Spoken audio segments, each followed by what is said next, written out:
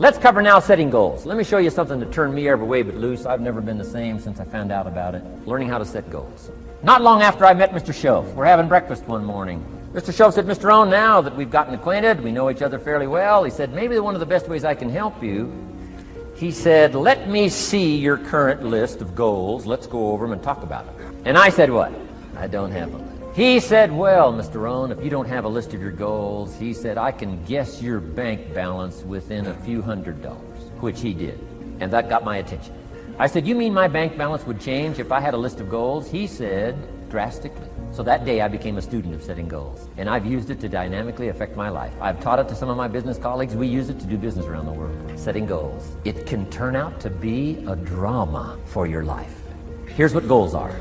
Your vision of the future. Your vision of the future. Now there's two ways to face the future. One, with apprehension. Number two, with anticipation. Guess how most people face the future? With apprehension. Why? Major reason why. They don't have it well designed. They've left the design of their future to somebody else. And if you don't make plans of your own, guess what? You'll probably fall into someone else's plans. Guess what someone else may have planned for you? Not much. You got to make a list of this not much stuff. I'm telling you, people all their lives count on this not much list. If all of your negative relatives all turn positive, what'll that do for your future? Not much. If prices come down a little, what'll that do for your future? Not much. If the economy gets a little better, what'll that do for your future? Not much. If circumstances get a little better, what'll that do? Not much. If the weather gets a little better over the next few years, that'll do. Not much. I mean, you could go right down this whole scenario list. Most people all their lives, with their fingers crossed, count on this not much list. That's why 10 years from now, they'll be driving what they don't want to drive, living where they don't want to live, wearing what they don't want to wear, doing what they don't want to do, having what they don't want to have, maybe become what they didn't want to become. And it all starts by counting on something that's not going to count much. You say, well, then how can my life dramatically change? You got to count on yourself. And here's one of the things you got to count on. Your ability to design the future. It's called the promise. And the promise of the future, if you'll design it well, can have an awesome effect on your life. But if you face the future with apprehension, you'll take hesitant steps all day, uncertain steps all day. And if you take uncertain steps all day for 6 years, you can imagine how empty your life can be. We've got to help our kids with the promise of the future. Now here's what's connected to the promise, the price to pay. But I'm telling you, the price is easy if the promise is clear. One of the better notes to make for today. The price is easy if the promise is clear and powerful. But the price seems almost too much to pay. Too much to get over, too much to accomplish if the promise isn't clear, if the promise isn't powerful. I'm telling you, kids will pay the disciplines if they can see the promise. One of our biggest challenges as parents in the 90s is to help our kids see the promise of the future. That's why I'm teaching financial independence, how to become wealthy and powerful and sophisticated and healthy and unique. All of the stuff kids would hope to go for. It's all possible. This is America. That's the promise of the future. The price, a few simple disciplines practiced every day. And I'm telling you, the kids will pay the price of the simple disciplines if they can see the promise of the future. But if they can't see, they don't want to pay. And the same is true of all. We will pay the most extraordinary disciplines if we can see the promise of the future, called setting goals. So I'm asking you to get a handle on the future. I'm asking you not to leave it to anyone else. Don't leave it to the company. Companies got their own goals. I'm asking you to set your own goals, your personal goals. Income goals and financial goals and health goals and spiritual goals. And where do you want to go and what do you want to do and what do you want to see and what do you want to be? That's it. Promise of the future. Design your own future. It's within your hands and your capacity to do so.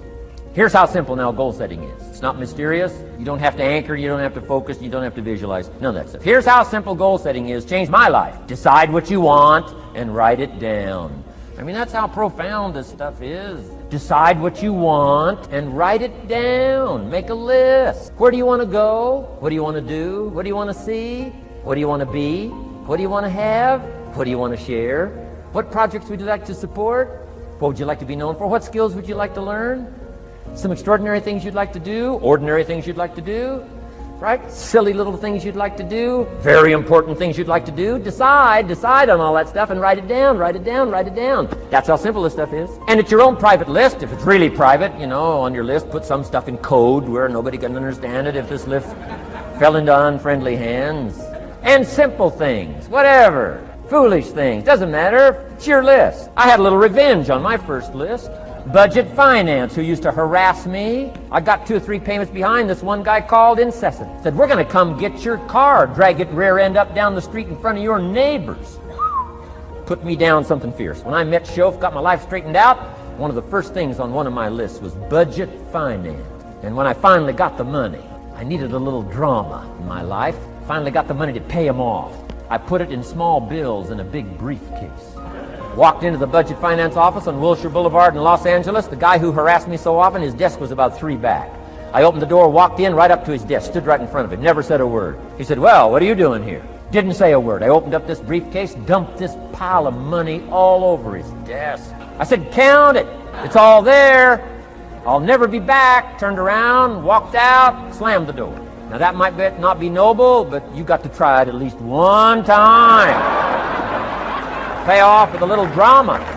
Got to check them off my list. Keep your list with you. I keep my list in my journal so that I can go back. 5 years ago, here was my list. And I'm a little embarrassed. Here's what I thought was so important now.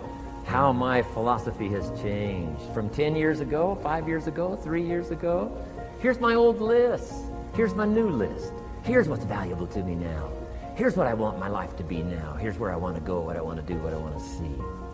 Keep your lists of goals so that it shows your growth, shows your ability to change and grow. Your philosophy grows and expands what's valuable. Setting goals. It doesn't matter how small, foolish it is. Put it on your list. My Japanese friend, Toro Ikeda, put on his first list, a Caucasian gardener. He wanted. Thought that was good.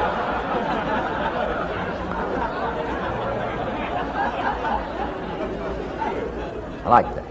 Have you got this profound thing now on setting goals? Here's how profound it is. Decide what you want and write it down. Get together with your wife, decide. Get together with your kids, decide. Get together with your business colleagues, decide. Write it down. Make a list. Okay, that's how easy it is. Now let me give you one more scenario on setting goals. When I started making my first list, Mr. Shof said, Mr. Rohn, looks like we're going to be together for a while. He said, I've got a suggestion for you. He said, I think one of the first goals you ought to set, you're a 25-year-old American male. Sure, you've made some mistakes, but now you're on the road to better things. You got a family, worth it. Reasons makes the difference. And he said, you've got every reason to do this. He said, why don't you, among all the goals you're going to set, he said, why don't you set a goal to become a millionaire? A millionaire. This is America. All the possibilities are available. Why don't you set a goal to become a millionaire? He said, it's got a nice ring to it. Millionaire. Enough zeros to impress your accountant. And he said, here's why. Now I thought, the man doesn't need to teach me why. I'm thinking, wouldn't it be great to have $1 million? He said, no, that's not it. Here's why. And I had one of the greatest lessons I ever learned, and I'm about to share it with you. This will be worth the price of being here today if you can capture what I'm about to share with you. Babysitter fees, whatever else you paid. Some of you missed some sales today to be here, so this is a costly day for you. But what I'm about to share with you changed my whole life. Here's what Mr. Shof said. Set a goal to become a millionaire. And he said, here's why. For what it will make of you to achieve it. And I got one of the greatest classes in one sentence I've ever received in my life. Set a goal that'll make you stretch that far. For what it will make of you to achieve it. What a brand new reason for setting goals. What an all-encompassing challenge to have a better vision of the future. What for? To see what it will make of you to achieve it. And here's why. The greatest value in life is not what you get. The greatest value in life is what you become. Major question to ask on the job is not, what am I getting here? That's not the major question. The major question to ask is, what am I becoming here? It's not what you get that makes you valuable. It's what you become that makes you valuable. So Shof said, set a goal to become a millionaire. For what it will make of you to achieve it. Then he said, when you finally have become a millionaire, now, he said, what's important is not the money. I thought, wow, I've got some more to learn. He said, no, Mr. Rohn, I'm telling you honestly, you could just give the money away. Now, I did better than that, right? I told you. I lost it all. I'm rich by the time I'm 31. I'm a millionaire. I'm broke by the time I'm 33. So I didn't have to give it all away. I lost it all. Foolish mistakes I made. I'm a farm boy from Idaho. That early money drove me bonkers. I used to say, how many colors does it come in? I'll buy them all. I went crazy over that first money. I just went crazy. And then I made that one foolish mistake, right? Continuing guarantee. I mean, I'm so naive off the farm. I don't know what continuing means. And a few other mistakes. And by the time I'm 33, I'm broke. Now I've made and lost millions since then. But what an experience that was. And I'm telling you, the man was right. When I finally was broke at age 33, guess what I discovered? My money did not mean that much. It represented only a fraction of all my assets. Shoaff said, once you become a millionaire, Mr. Rohn, you can give all the money away. Because he says, what's important is not the money. What's important is the person you've become. Now, let me give you the key phrase on setting goals. Set the kind of goals that will make something of you to achieve them. Set the kind of goals that will make something of you to achieve them. Always keep that in mind. What will this make of me? If I set this goal and go for it, not only will I achieve it, but what will it make of me in the process? We were talking before this podcast about Holly Holm's victory over Ronda Rousey. And one of the things that we were talking about was that Ronda had this very linear, straightforward attack. You knew she was coming, and Holly is a master at countering. So all she had to do was wait and move, and Ronda was coming in one direction. There was no variation. There was no creativity. There was no creativity. It was a mad bulldog rush that had worked on everybody else before. But she found one person who was a virtuoso at movement, and she needed creativity, and it wasn't there. And she needed that experience that came with having faced someone who knew that position and had a deep understanding of that movement, and she didn't have that in her repertoire. And so that's the result that we saw. Like a striker like Anderson Silva is extremely creative. If you watch, she's got a fight versus Tony Ficklin in Cage Warriors. Cage Warriors? What the f was it called in England? Small organization in England. I think it's called Cage Warriors. Yeah. Where he practiced this step-in uppercut elbow, like a sideways elbow. And his coach was going, you're crazy, stop practicing that. And he would make his wife hold the pillow because his coach didn't want him to practice it anymore because he thought he was wasting his time. So he practiced stepping. His wife would hold a pillow for him, and he'd step in and throw this uppercut elbow. That's what he knocked out Ficklin with. Yeah. And Ficklin was outclassed in that fight, but he wanted to make a point. And like the front kick that he landed in the face of Vitor Belfort, Vitor never saw that shit coming because nobody had done that to him before. Because nobody had done that in the history of the UFC. Nobody had ever knocked anybody out with the first kick you learn in martial arts. But the creativity to try something like that. He would throw punches to your thigh from standing. He would throw a jab to your thigh. He would throw a crescent kick, an inside crescent kick to your face. Like, what the f? It was part of what made him such an effective striker, is that he threw these things that you just didn't expect him to do. Steve Jobs died. When Steve Jobs died, where did his money come from?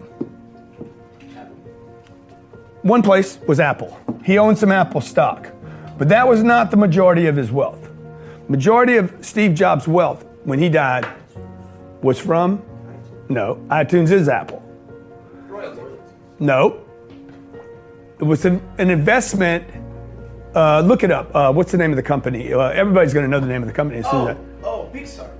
Pixar. He was one of the three founders of Pixar. That's where most of his wealth was, from investments. So to get to the top of the food chain, to get to the legacy wealth, to be able to leave your family something, which is really what everybody wants to do. Once you have the BMWs, you have the BMWs. Once you have the country club, you have the country club. Once you have the Gucci belt, you have the Gucci belt. Once you go on a yacht trip, you go on the yacht trip. Once you fly first class, well, you've done it. Even when you go out and buy your own plane, you've done it. At some point, you're gonna be like, okay, now what? Now what? When do I start giving back? You're not going to give back to society until you create indestructible wealth, which is really what everybody wants to do. Everybody wants to give more and help out more and make a difference.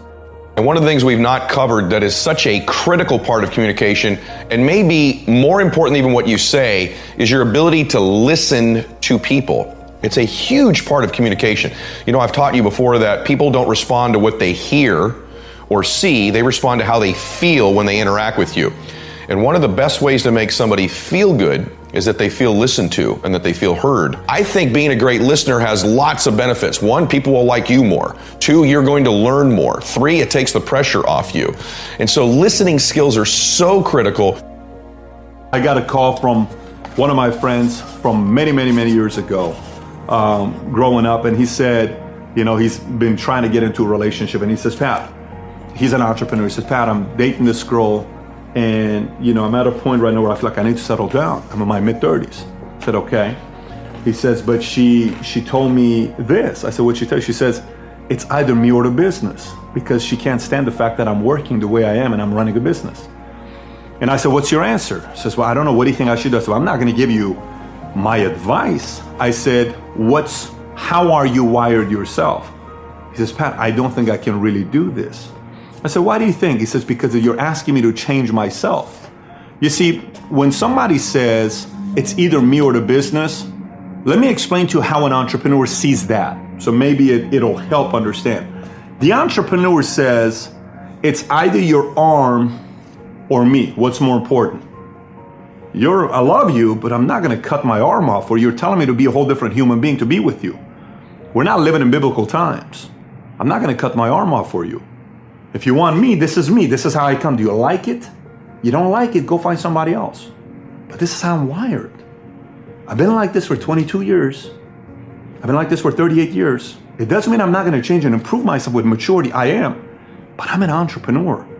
I'm in the hunt. I'm going after it. I want to build something special and significant for my life. And I want to build it with you, but not if you're trying to change me. So on the other side, somebody may say, well, they spend more time with the business. They love me. They love the business more than they love me. No, it's how they are. It's how they are. It's how they're wired.